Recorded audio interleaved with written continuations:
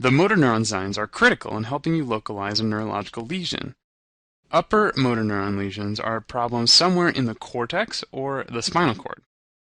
Identifying features of upper motor neuron lesions are hyperreflexia, positive Babinski and Hoffman reflexes, and increased tone and spasticity.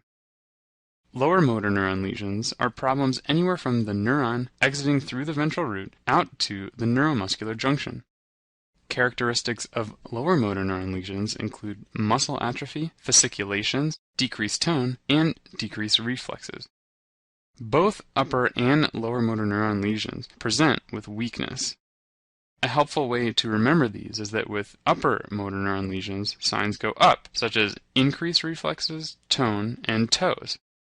With lower motor neuron lesions, things go down, such as reflexes and tones, as well as muscle mass.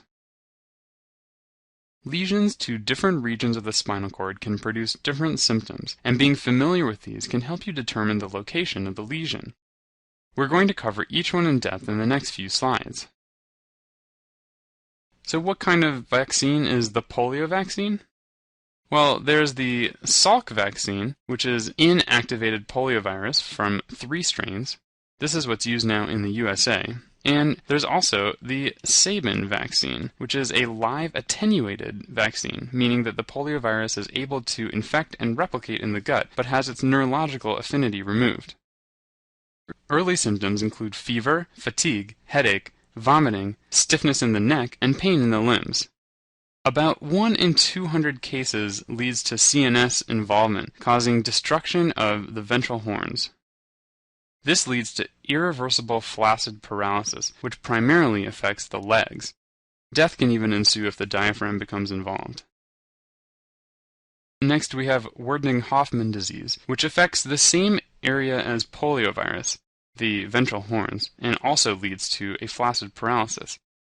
This is an autosomal recessive disease, so there is a 1 in 4 chance that future progeny will inherit the disease.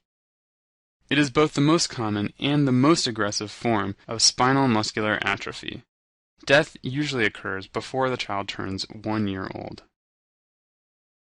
Amyotrophic lateral sclerosis, which you may know as Lou Gehrig's disease, is classically described as a combined lower motor neuron and upper motor neuron deficit with preserved, meaning normal, cognitive and sensory function. The disease usually occurs in middle-aged men. It's thought to be caused by a defect in the superoxide dismutase 1 protein, which is involved in degrading free radicals. It is a progressive illness with death ensuing once the respiratory muscles become paralyzed. There is basically no treatment available. Riluzole is one drug that has been proven to lengthen survival in ALS by about 6 months. Essentially, ALS is not currently treatable. Here you see an image of tabes dorsalis. This is the sequela of tertiary syphilis. You get degeneration of the dorsal columns. So what can you predict will be impaired? Well, patients have impaired vibration and position sense. Other findings that you might notice with tertiary syphilis include Charcot's joints, neuropathic pain, and Argyll-Robertson pupils. These pupils are said to accommodate but not react to light. You may have heard them called prostitute's pupils. Now, unfortunately, the damage caused by tabes dorsalis cannot be reversed, and if it's left untreated, it can lead to paralysis, dementia, and also blindness. Here we have Friedreich's ataxia. It's caused by a trinucleotide repeat, GAA, in the gene encoding frataxin. What's another trinucleotide repeat disorder?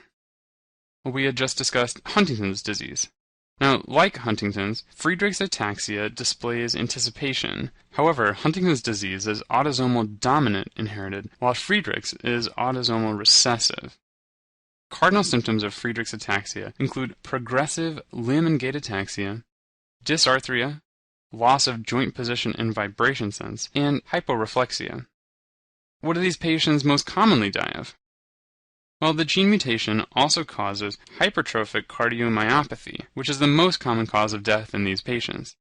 They may have other bony deformities like pes cavus in the foot, scoliosis, or kyphoscoliosis that present early in childhood. The final spinal cord lesion we'll discuss is Brown-Séquard syndrome. This is a fancy name for a lesion that disrupts one half of the spinal cord. So there's damage to all three columns, which is almost never clinically seen, but is a good teaching model to understand the tracts. Now first, we know about the corticospinal tract. Damage to this causes ipsilateral paralysis or motor weakness. Good. Second, the dorsal column is injured, thus patients will have impaired ipsilateral vibration and position sense. And lastly, we know the spinothalamic tract is damaged, and this will give us impaired contralateral pain and temperature sensation. Horner syndrome is quite interesting. It's caused by impairment of the sympathetic system to the face. It includes a classic triad of ptosis, anhidrosis, and meiosis. To understand all the causes of Horner's, you have to understand the anatomy of the sympathetic tract, and that's one reason why this shows up so often on the boards. The first neuron of the sympathetic pathway originates in the autonomic regulatory nuclei in the hypothalamus. The tract descends to T1 and T2 in the intermediolateral cell column. The preganglionic neurons exit at T1 and T2 and ascend up the vertebral chain to the superior cervical ganglion. The third neuron then travels with the carotid plexus along the internal carotid artery to reach the facial muscles. Thus, any lesion affecting the brainstem, such as an infarct, the thoracic spinal cord, such as trauma, the T1 and T2 nerve roots, for example a Pancoast tumor in the apex of the lung, something that affects the sympathetic chain, or even affecting the carotid plexus.